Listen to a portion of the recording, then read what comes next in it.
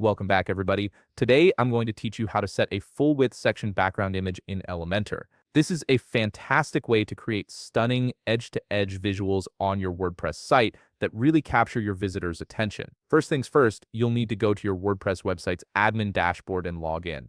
Once you're in, navigate over to Pages and select Add Page. This creates a fresh canvas for your design work. After that, click on Edit with Elementor to launch the Page Builder interface where all the magic happens. Now that Elementor is open, look for the plus icon and click it to add a new section to your page. This is the foundation where your full-width background image will live. When prompted to choose a layout, select the one-column option. This ensures your background image will stretch beautifully across the entire width without any interruptions. Next, you'll want to access the section settings. To do this, click on the 6 dots handle at the top of your section. This little icon is your gateway to all the customization options for that particular section.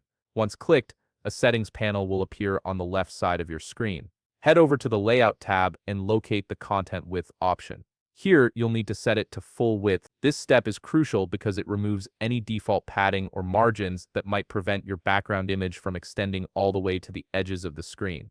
Now switch over to the Style tab, which is where the visual transformation really begins. Click on Background, then set the background type to Classic. This gives you the ability to upload an image rather than just using a solid color or gradient. You'll notice an image icon next to the image field. Click on it, and you'll be able to either upload a fresh image or select one from your existing media library. Take your time browsing through your options, and once you've found the perfect image, click Select to confirm your choice. To make sure your image looks polished and professional, you'll want to adjust a few positioning settings. Set position to center so your image is perfectly aligned. If you'd like a cool parallax effect where the image stays in place while visitors scroll, set attachment to fixed, though this step is optional. Then set size to cover. This ensures your image fills the entire section without any awkward gaps or stretching.